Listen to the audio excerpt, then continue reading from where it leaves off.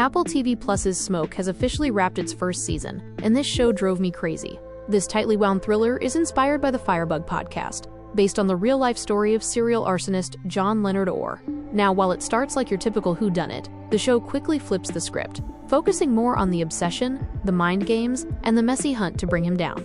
And trust me, in this world, nobody's clean. So grab your fire extinguishers, because we're about to dive deep into every single episode of Smoke. We begin with Dave Goodson, reflecting on fire. Its power, its unpredictability, and its toll on the human body. In a haunting memory from his days as a firefighter, Dave recalls being trapped inside a burning house, so disoriented that he mistook his own reflection for another firefighter. This near-death experience led him to step back from active firefighting and focus on investigating fires. He lives with his wife Ashley, who worries about him, and his stepson Emmett, with whom he has a strained relationship. Dave is currently chasing two elusive serial arsonists, each with a distinct pattern. Due to a lack of progress, Detective Michelle Calderon is assigned to assist his department, a former rising star in the robbery division.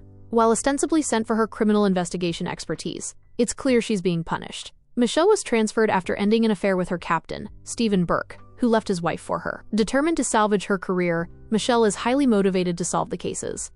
The first arsonist, dubbed the Chips Arsonist, lights fires in the chip sections of stores using cigarettes. He employs a divide-and-conquer strategy, starting multiple fires, allowing him to escape unnoticed. The only clue so far is that he walks with a limp, something Michelle quickly pegs as fake. Her theory: he might be an active firefighter, hiding in plain sight. With her credentials, the department gains access to personnel records. Their investigation leads them to Arch Stanton, a firefighter with a poor attendance record and powerful family connections, a brother on the city council and a sister as comptroller. When questioned, Arch is defensive and dismissive, accusing Michelle of being a, quote, a DEI hire. They get nowhere with him. Another suspect, Scotty Busick, is also questioned due to his absences on the days the arsons occurred, but he proves he couldn't be the arsonist, as he's an engineer who drives people to fires. This leaves Michelle embarrassed. The second arsonist, known as Milk Jug, sets fires at night by slipping gasoline-filled jugs under doors of homes he has stalked. Dave theorizes that this arsonist works at a burger joint because he uses restaurant kitchen oil as an accelerant. While they have the arsonist's DNA, they lack a match. It's later revealed that one of the arsonists is Freddie Fasano, who works at a restaurant chain called Coops, confirming Dave's theory. Freddie is overworked, underpaid, and seems to be taken for granted by his younger superiors. He is also deeply lonely, leading him to target happy couples. Dave discovers Freddie carefully selects his victims. This pattern is horrifyingly evident in his current activities. He stalks a couple after a night out, learning they left their newborn with a babysitter. Undeterred by the baby's presence, Freddie sets their house ablaze, severely burning the father, though the wife and child manage to escape. Having deduced his pattern, Dave retraces the couple's steps from that day and ends up at the bar, where a waitress mentions a strange man wearing sunglasses. Milk Jug is this close to being caught. So we find out that when Michelle was a kid, she got trapped in a burning house.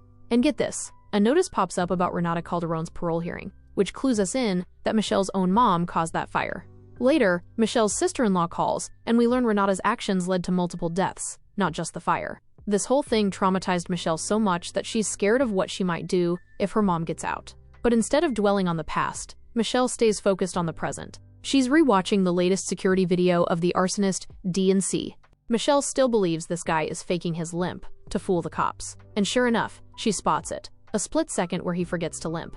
Dave sees it too. He finally buys in. They should be looking for an able-bodied ex-firefighter, or even a current one, not someone with a limp. Meanwhile, Dave shares a rough sketch of Milk Jug and walks Michelle through what happened. Freddie spotted a family enjoying themselves, followed them home, and attacked once they fell asleep. We then immediately cut to Freddie at Coop's Fried Chicken. He's dealing with a loud but nice customer named Miss Brenda Cephas, who thinks Freddie is manager material, not just a fast food worker. She even likes his shy manner so much, she offers him a free makeover. But Freddie just keeps his head down and focuses on his job. It's only when he gets home that he starts looking into how to move up at Coop's. He quickly hits a wall. He doesn't have the education needed to be anything more than the fry guy, dishwasher, or trash hauler.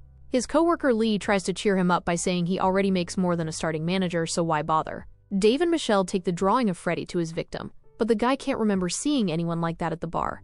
Which makes sense, he was too busy having fun. So Dave is back to square one. But then he kinda gets sidetracked and starts using all their investigation info for his book. He shows an early version to Ashley. She gives it a lukewarm review, liking the fire stuff, but pointing out it needs more female characters. Fair enough, Dave's a former firefighter turned arson investigator, not a writer. Later, Michelle and Dave decide to follow Arch. Not because of any solid leads, just because he rubbed Michelle the wrong way. They tail him to what looks like a cabin in the woods / man cave. Since they can't just go in without a good reason, they follow him back to his house and start the classic police stakeout, watching him for 5 days straight with no luck. We get a quick scene with Harvey and his daughter Lauren, who's getting married and wants the family vacation home to plan the wedding. This feels like it'll be important later, but for now, it's just a random chat. Michelle walks in on Dave recording his thoughts for his book, and he explains it in a pretty cool way. But he manages to change the subject before Michelle can dig too deep. Somehow, Freddie gets a manager application form, even without the right education, maybe because he's been at Coops for so long. Either way, Lee isn't thrilled. His sarcasm says it all. Sky's the limit. Brenda, on the other hand, is all in. She doubles down on her makeover offer. And this time, Freddie accepts. He gets a haircut and a beard trim. This makeover is a big deal, because the police sketch of him is based on his old look. With his big afro gone, it's going to be really hard for Dave and Michelle to find him now. Suddenly, Michelle decides to break into Arch's man cave to find proof that he's the arsonist. No warrant, just winging it.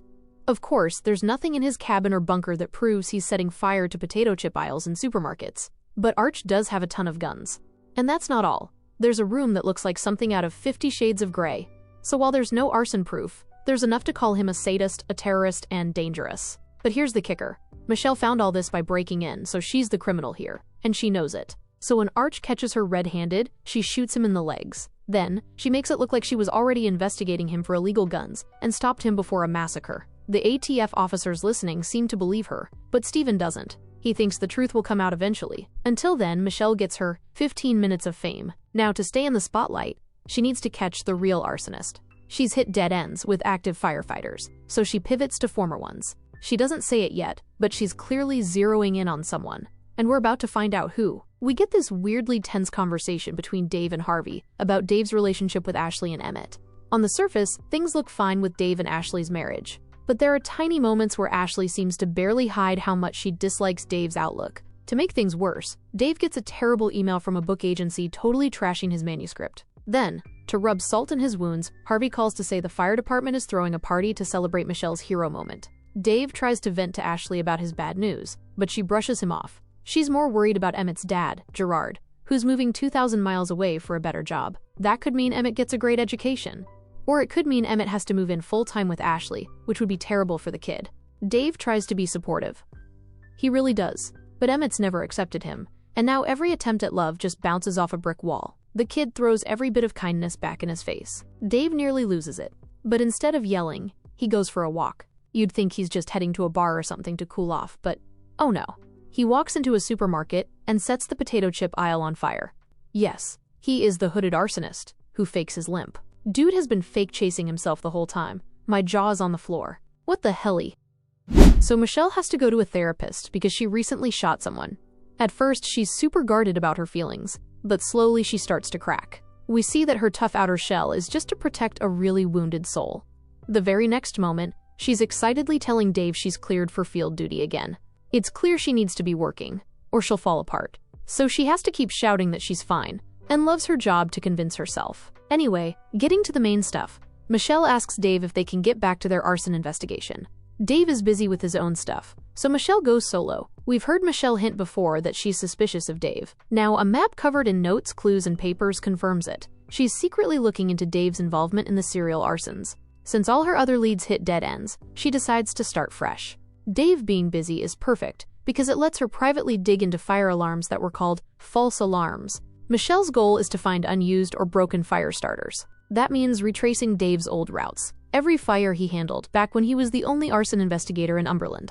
She keeps hitting dead ends, like looking for a tiny needle in a huge haystack. But then, while stopped at a railway crossing, she has a light bulb moment. She figures the arsonist, who she suspects is Dave, must have used a car to get to all those fire spots. She knows Dave is super careful about stop signs, so she figures he must have stopped at these intersections, flicked his modified cigarette out the car window, and started the fire that way. If so, there should be a cigarette butt near one of those stop signs.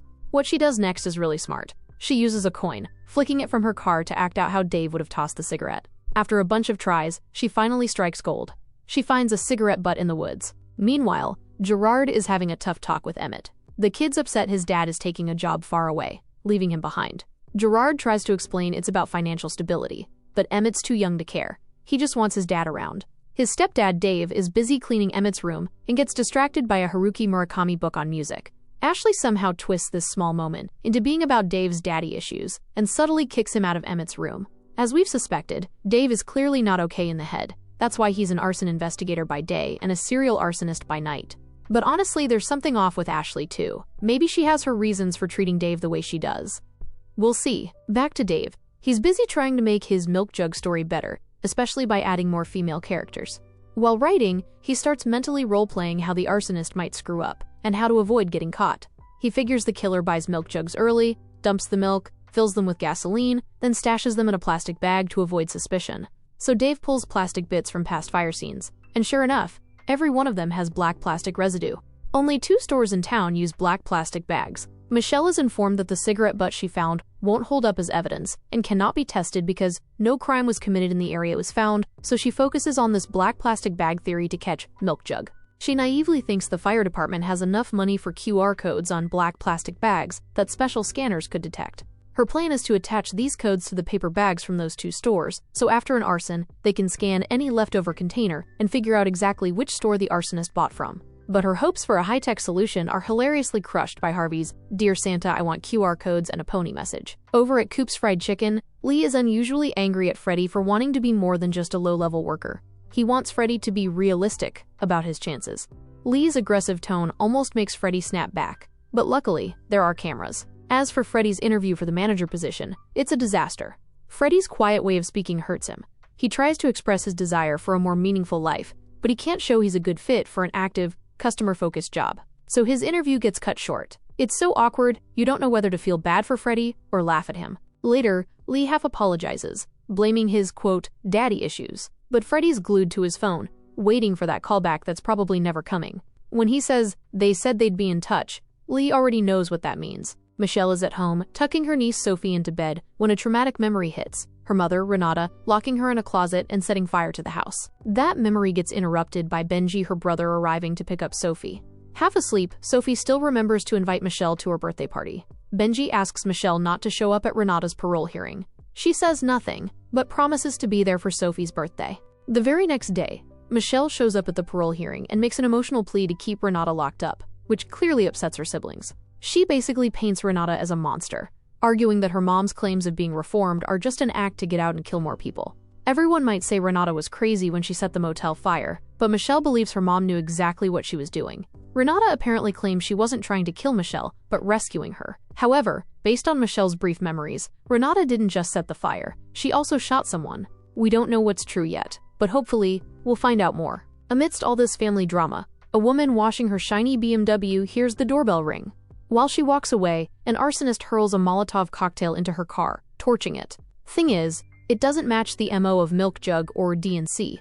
Michelle and Dave log it as a random incident, but it's obvious this is Dave's pathetic attempt to throw Michelle off his trail.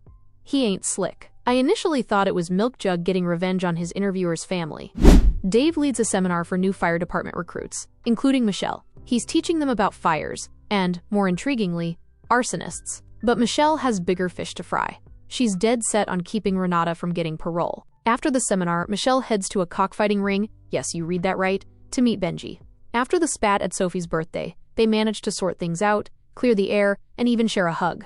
While observing the chickens, Michelle has a light bulb moment. Bird tags. She figures if they tag all black plastic shopping bags, clerks can arrange them, and if a tagged bag is found at an arson scene, they can trace it back to the store, then use CCTV to find the arsonist. Pretty clever, right? She pitches this to her chief, Harvey Engelhart, and he's all for it, because it's cheap and effective. So Dave and Michelle spend the day tagging hundreds of bags. Talk about a bonding experience. Once the tagging marathon is done, Dave and Michelle pop open some Buchanan's Scotch whiskey and start talking. The conversation quickly turns to marriage. Dave reveals he's been married twice, before his current relationship with Ashley. Michelle, in turn, describes her current fling as a rebound from a suffocating ex. And here's where it gets interesting. She paints a picture of her fling that sounds suspiciously like Dave himself. A narcissist, thinks he's a genius, failing at life, and to top it off, terrible in bed. She's clearly trying to get a rise out of him, and it works.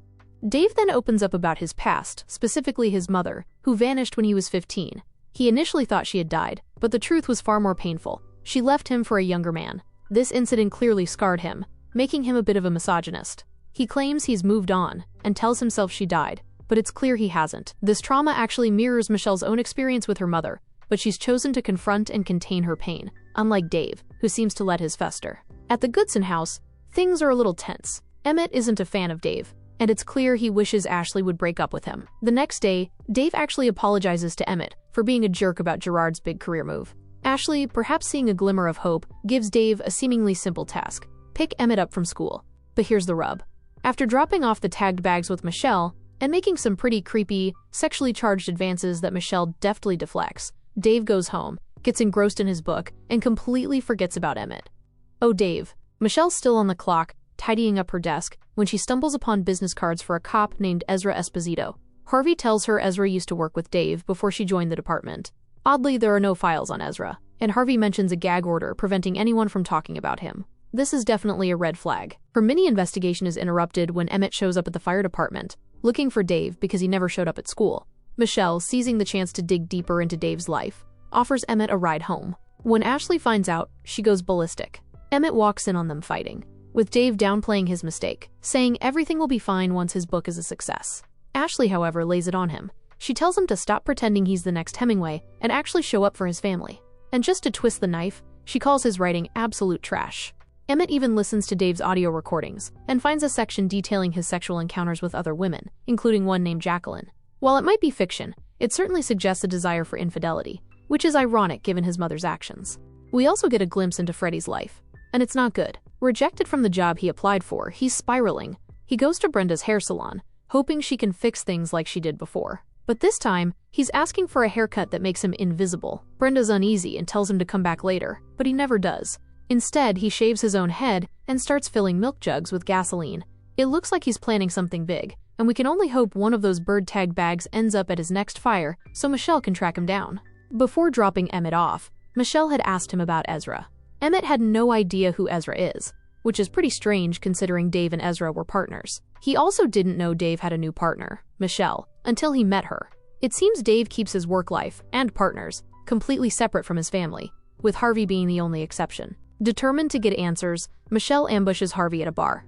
Despite the gag order, she slyly gets him to talk about Ezra. Harvey reveals that Ezra accidentally shot himself in the foot during target practice, then sued the fire department, got full benefits and pension, and somehow made sure no one could ever talk about him again. This all clicks when Harvey mentions Ezra used to cook up conspiracy theories about Dave being an arsonist. This strongly suggests that Dave was involved in Ezra's accident and then forced him into silence. Michelle's pulling the same threads Ezra did, and if she's not careful, she might end up worse off than he did. Finally, we see Dave trying to blow off steam. He's at a supermarket in front of the potato chip aisle, dressed as the mysterious D&C, his arsonist alter ego. But before he can act, a woman approaches him. Intrigued, he tells her he has, quote, urges he can't seem to escape. They end up spending the night together. The woman is into bondage and submission. As she lies chained and blindfolded, Dave starts silently dancing around the bed, scaring her a bit. Then, in a bizarre twist, he forces a strawberry into her mouth, announcing strawberry as his safe word. But the sexual encounter takes an even stranger turn. He removes her blindfold and introduces her to streaking, spraying a mysterious liquid on her stomach and lighting it on fire. The woman panics initially but then realizes it doesn't leave scars. Intrigued, she asks him to do it again. Dave grins, seemingly having found a new, dangerous way to satisfy his dark urges. Steven, still reeling from his breakup with Michelle, has apparently decided to put their personal drama on hold. Why? Because his own neck is on the line with these unsolved arson cases. He's not messing around, showing up at the arson department himself to light a fire under Harvey. This isn't just a power trip for Steven. The higher-ups are clearly breathing down his neck to get the Umberland cases wrapped up. It seems someone way up the food chain wants to calm the public by showing they're serious about these fires and murders. Steven knows Dave is dead weight, a D&C burning lunatic, responsible for half the fires. But Harvey, bless his sensitive heart, is totally blind to Dave's true nature and is risking everything to protect him. Lucky for Michelle, Steven has done her a solid, giving her Ezra Esposito's address. Ezra's the only one who might have seen through Dave's lies, and Michelle is desperate for a lead. On her way out, she spots Emmett, who assumes Michelle is having an affair with Dave since the fictional character Jacqueline in Dave's book is based on her. Michelle is disgusted, but assures the boy she's not having an affair with his stepdad. Regardless, she gets the audio version of Dave's book and heads to see Ezra. Finding Ezra is surprisingly easy, but of course, the first thing she sees him doing is watching some couple go at it. Seriously, can this woman catch a break? Dave, on the other hand, couldn't care less about being rejected by Michelle. He's already prowling for someone else, setting his sights on a woman at the bar. She's just looking for a cheap thrill on her weekend off from her husband. But with Dave, you're not worried for him. You're worried for Reba. Even when Reba's friend pulls her away, Dave's not too bothered. He's the kind of guy who can get attention just by existing in a room full of polite people.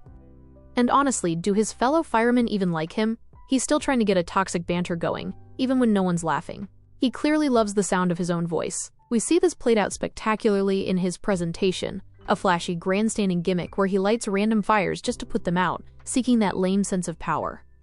Who falls for this? A woman in the audience totally calls him out, pointing out how ironic it is for an arson investigator to turn off smoke alarms and light fires in a closed room. Turns out, Dave was expecting Reba at the presentation.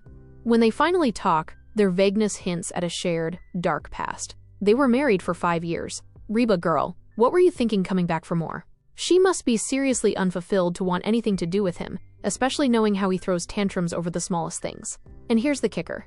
Dave needs to feel powerful to perform in bed, and apparently only Reba could make him feel that way. When she can't get a rise out of him this time, she knows it's not her fault. She saw that woman cut him down to size at the presentation, and knew how emasculated he'd feel. That's why she lies about watching the whole embarrassment. She knows how fast he crumbles when a woman takes him down a peg, even if he'd never admit it. While Dave might just be off-putting, Ezra is a whole other story. He's a drunkard, a loose cannon with nothing to lose, and he lives like he's trying to prove it. The badge doesn't scare him, and add in the possibility of him being involved in revenge porn, and you've got someone you'd want to avoid. But once Michelle actually talks to him, he seems surprisingly harmless. The fact that Michelle came without a warrant puts him at ease. She's not there to arrest him. He doesn't immediately spill the beans on Dave, but he does talk about how Dave would magically find tiny incendiary devices 17 times, making him suspect Dave was the one setting the fires. He holds his cards close, letting Michelle talk about her new partner instead.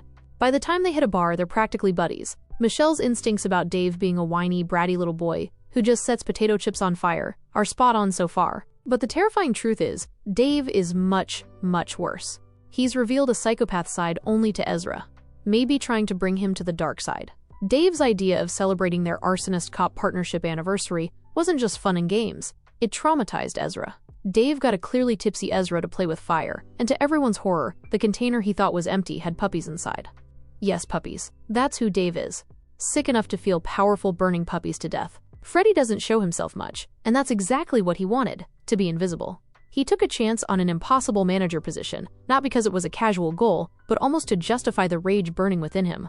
He feels a nauseating blend of pain and anger staring at the fryer oil after being introduced to the new manager. This drives him to take 6 milk jugs as he goes after his next victim. The tragic turn for Freddy comes when he's forced to buy a new milk jug after one cracked on his way to his victim. This is his undoing, because the new jug comes from stores where the bags are tagged and numbered. Seemingly, Freddy heads to Brenda's house, as another couple goes to bed with smiles after a date night, which happens to be their last good memory before Freddy's fire claims their lives. Their kids only survived because they were away. Harvey calls Dave right away, and Dave's demeanor changes as he vows that now it is personal. Driving back to Umberland, Dave's blasting some surprisingly good music for a guy with zero reason to feel good about himself. Yet, a huge fire he drives past brings a smile to his face. This confirms that while at the conference, he slipped out to set fires for fun, which seems to have put him in a good mood after everything else he failed at.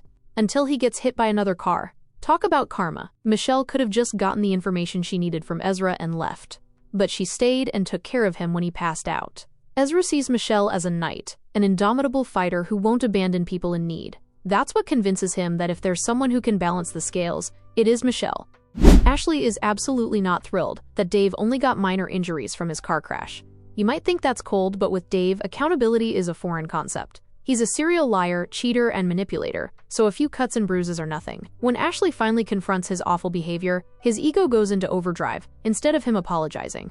Honestly, good for her. She'll never doubt leaving him. Umberland dodged a huge bullet. A divorce and rejection would usually send Dave on an arson rampage. But luckily, Freddy, another arsonist, is now occupying his attention. Dave looks in the mirror, sees an older, insecure version of himself, and he can't have that. He needs to feel like a hero. So he starts acting like Ken Maddox, his super arson investigator character from his book. This psychotic break might just help him catch Freddy. Talk about twisted. Michelle, knowing her partner is an arsonist, would have made the Crawford case super awkward, so it's almost a relief when the Crawford FD bungles it. The victim's wife, a doctor with a malpractice suit, becomes the prime suspect, giving Freddy a temporary pass. Michelle's fine with the copycat theory. She can't handle 2 cases at once. Then Ezra shows up at Harvey's office, totally blindsiding Michelle, but getting the ball rolling. Meeting Michelle gave him the courage to seek justice. He's been digging into Dave's past and found out our Firebug investigator set way more fires than just the one we saw him cruise past earlier. Between his cheesy presentation and the failed hookup with his ex-wife, Dave still managed to ignite 5 fires around Route 7. Ezra's found a pattern linking the arsons to Dave's conference schedule. It's not court-admissible, but it's enough to make Harvey actually listen. Michelle's done with subtlety too. She knows if Harvey blabs, Dave will ruin everything. So she threatens Harvey's career if he stays loyal to Dave. Harvey's hesitant, but with Captain Stephen Burke and ATF Special Agent Don Hudson getting involved, he has to comply. They have almost no lead, just an incendiary device Michelle found where Dave tried to start a fire. No good for court, but if DNA matches Dave's, Harvey might fully commit. Their attempt to lie to Dave when he calls Harvey is a disaster, but luckily, Dave's too obsessed with the milk jug case to notice. Harvey's frustrated, especially with Ezra hitting on Dawn, but he plays along. He even smooths things over to get security footage from Route 7. But when the DNA is inconclusive, and they tell Harvey to trust Michelle's instincts, his loyalty to Dave starts to creep back in. That is until he hears a passage from Dave's book. It's the same one that clued Michelle in about the old Sully's fire. Dave describes the Sanderson getting their grandkid a pistachio ice cream. The problem?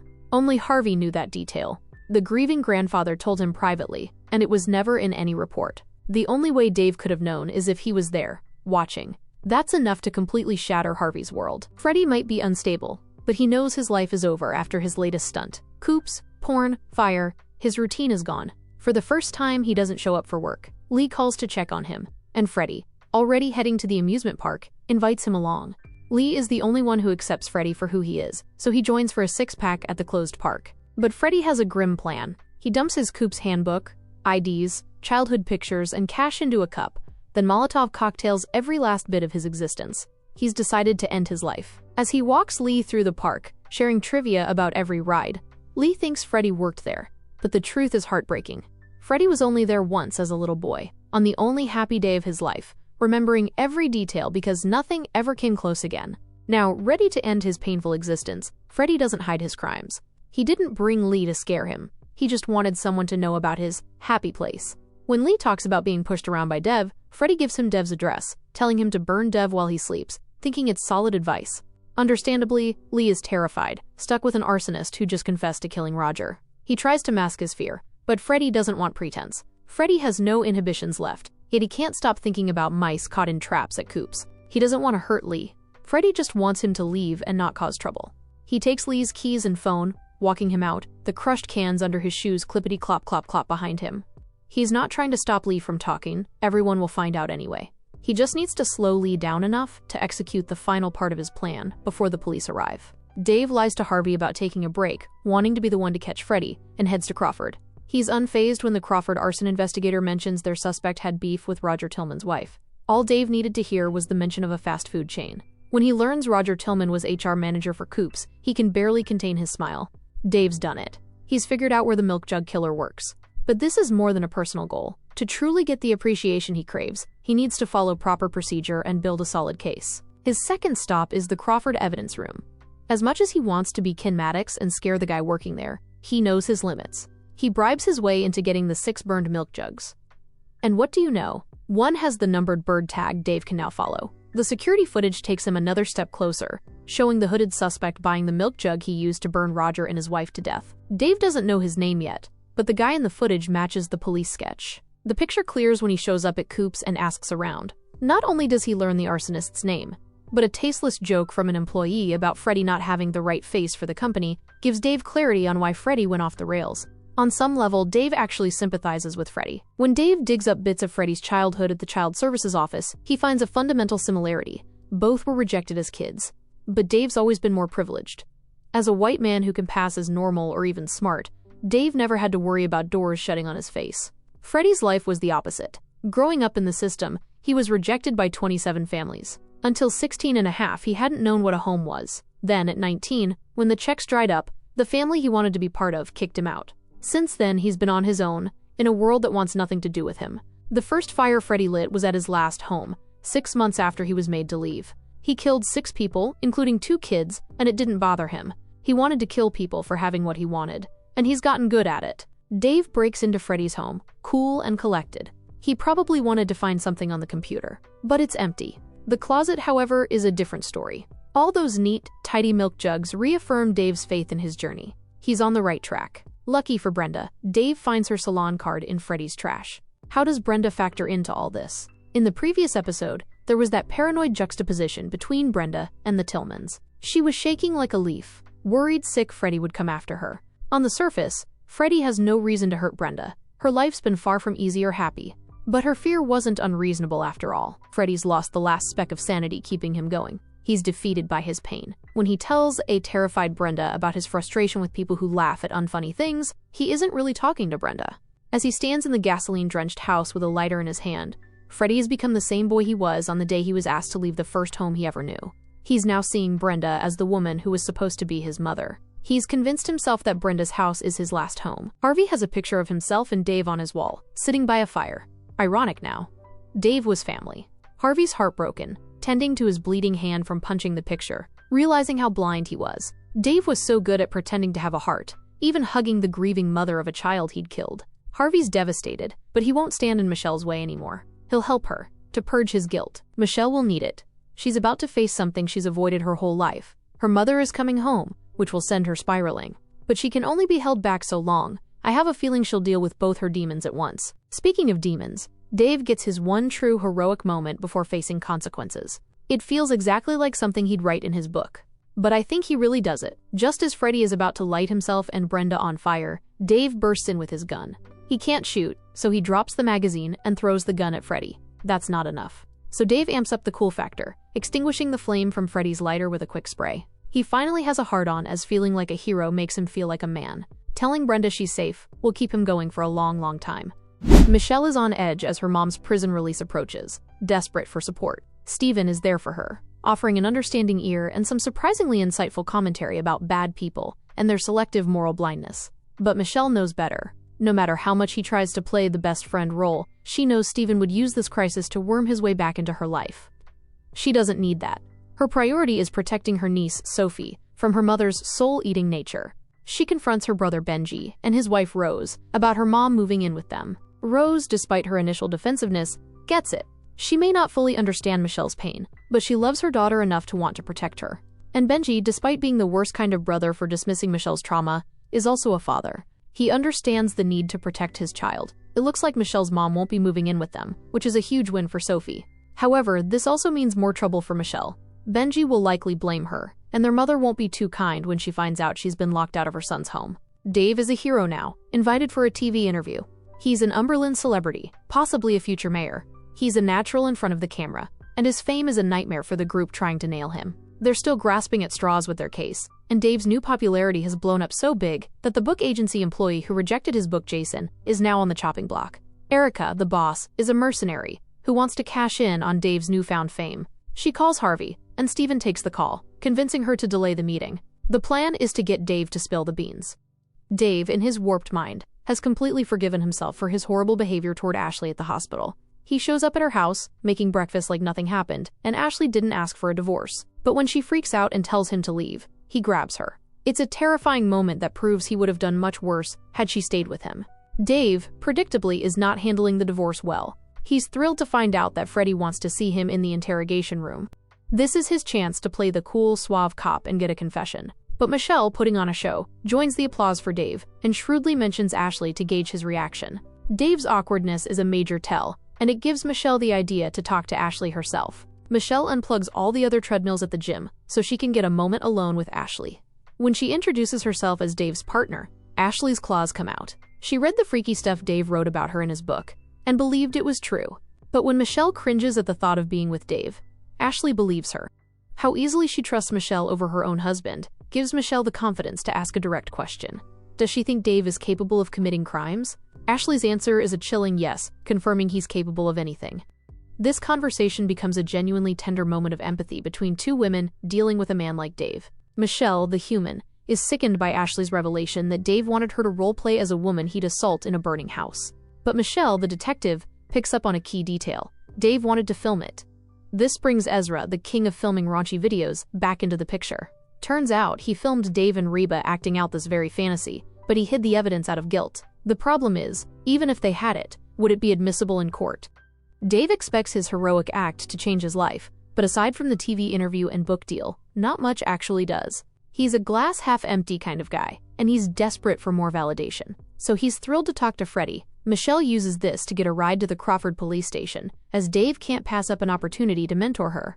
But what happens in that interrogation room is not what anyone expected. Freddie didn't ask to see Dave to confess, or to hurt him. He saw the rot in Dave and wanted to talk to him. Freddie, who has lived with a hole in his soul, sees right through Dave's hero mask. He tells Dave that his soul looks like a maggot-infested dead bird. He's figured out the root of Dave's hate is his mother, and wonders if she couldn't love him because she saw the darkness in him. This puts Dave in a complete tailspin. He failed to get a confession, and was instead schooled on his own gaping wounds. Dave is in desperate need of validation, and the timing is perfect for Steven's plan. He and Erica Boswell have met and come up with a scheme. Erica will humor Dave and get him to slip up. Erica couldn't resist Steven's offer. Exclusive rights to the story of an arson investigator who is an arsonist who caught an arsonist, and who wrote a book about an arson investigator pursuing an arsonist, or both characters are him. Sounds like a tongue twister, LOL. The plan is simple and frankly not very good. They get Dawn to pose as an alias, and ply Dave with champagne. They want him to slip up talking about Donald, the arsonist in his book, who's basically him. Dave starts slipping, painting Donald as a victim of unfairness, even griping about how outsiders get opportunities he's owed. Erica, understandably disgusted, calls him out instead of letting him keep talking, and the whole setup collapses. Michelle isn't faring much better with Reba. She underestimated how much Reba might actually enjoy Dave's darker side. Even divorced, they still enable each other's worst cravings. Ezra once said Reba knows the real Dave, and maybe he was right. At Dave's celebration party, he gets a call from her, probably warning him about Michelle's movements, and his eyes immediately find the three people in the room trying to bring him down. Steven takes Dave's bait and throws a punch, dumb move by the way, which only pushes Dave's temper into the red.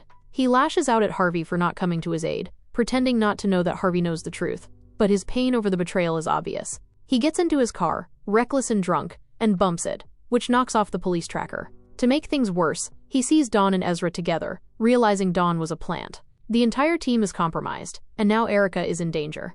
There's no telling what a cornered Dave will do now. Freddie was a victim long before he became a criminal. He lived with doors slammed in his face, the kind of real rejection Dave only imagines he's endured. Freddie ends his own life, but in his last moments, he clings to the tiny acts of kindness he's known. For a man whose life was spent in the lowest circle of hell, these small mercies make his death peaceful. Also, Taron Egerton's psychopath acting here? Chef's kiss. Someone give that man another round of applause. Dave has completely gone off the rails after being outed as the D&C arsonist. He drives around town, shaking off his tail and setting 6 new fires. The team is in a panic, and Steven, not mincing words, makes it clear their careers are on the line if they don't get to the bottom of this. Ezra's wisecracks aren't helping. When Harvey shows up at the office, he finds a cracked picture frame of his lake house on his desk, a clear message from Dave. We later learn this is Harvey's retirement dream, a house he bought after years of skimming money from the department. What started as a simple $5,000 debt got out of hand, and now he's buried in it, giving Dave all the leverage he needs. Ashley isn't taking any chances. She gets Emmett ready to go stay with his dad, unaware that Dave is watching them from outside, his face lit by the flame of his lighter. Dave's unpredictability continues when he shows up at the station, acting like everything is normal. He calls Michelle in to work the fires he just set, not knowing Michelle is wearing a wire, hoping to get a confession. When Michelle arrives, Dave immediately gets under her skin, bringing up her past with Steven. Of course, Steven is listening in, and they all do their best not to react. The charade continues as they drive to the fire scenes. They talk about morality, and who's guilty or innocent. The tension rises when Michelle points out that she's never burned anything, while Dave was rejected from the police academy for propensity for violence. At their next fire spot, they find a witness, a woman in apartment 4C, who saw someone with short brown hair and white skin. Michelle hopes she'll identify Dave, but Dave, ever the manipulator, throws the woman off her game with intrusive questions about her bathroom habits, and she ultimately fails to identify him. Later, at a diner, the mask completely lifts when Dave reveals he knows about Michelle's past. The building across the street was once a motel. Her meth addict mother burned down after a deal went wrong. Michelle, whose real name is Mercy, was just a 12-year-old featured in the papers. Michelle, furious, calls Dave a joke and outs his game, walking away when he mentions Mercy. But Dave sits there, oblivious, still seeing himself as a hero, a guy doing his job. Following the confrontation, Dave seeks refuge at his ex-wife Reba's house. It's clear neither of them is mentally stable.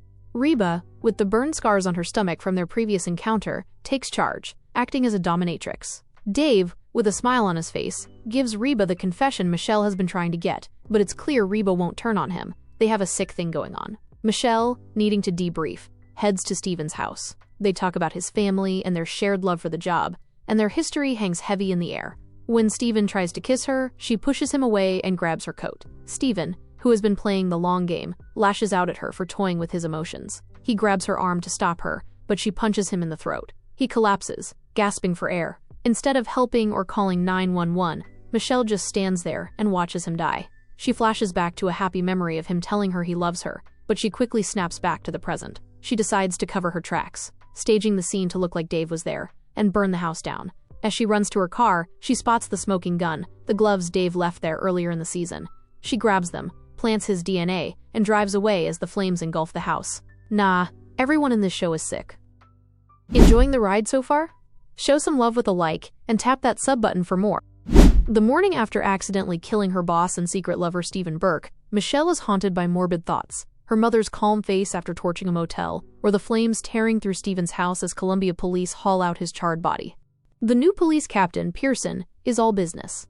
She shuts down the arson task force, not because she's onto them, but because everyone's convinced the main suspect, Dave, did it. Ezra isn't having it. He swears Dave was with Reba all night, and he was there, surveilling him. Pearson doesn't buy it. This is where things get interesting. Ezra reminds her of a kinky secret he knows about her, using her safe word, Fraulein. It's a dark, subtle blackmail that keeps him from being dismissed and holds power over his new boss. Michelle arrives looking rattled, but Harvey assumes it's grief over her fling with Steven, not the fact she's his killer. She leans into that cover, ladling on the ma'ams and compliments for Pearson. The plan is simple. Investigate everyone Steven ever crossed, his ex-wife, old cases, the usual suspects. For now, all eyes are on Dave, the unpredictable lunatic with a license to carry. But Michelle isn't totally in the clear. She rushed out that night and left a huge loose end, the neighbor's security camera that's pointed directly at the scene. Luckily, the neighbor is out of town, but a detective is on the way. Michelle acts fast, buying a bunch of burner phones to call her brother Benji.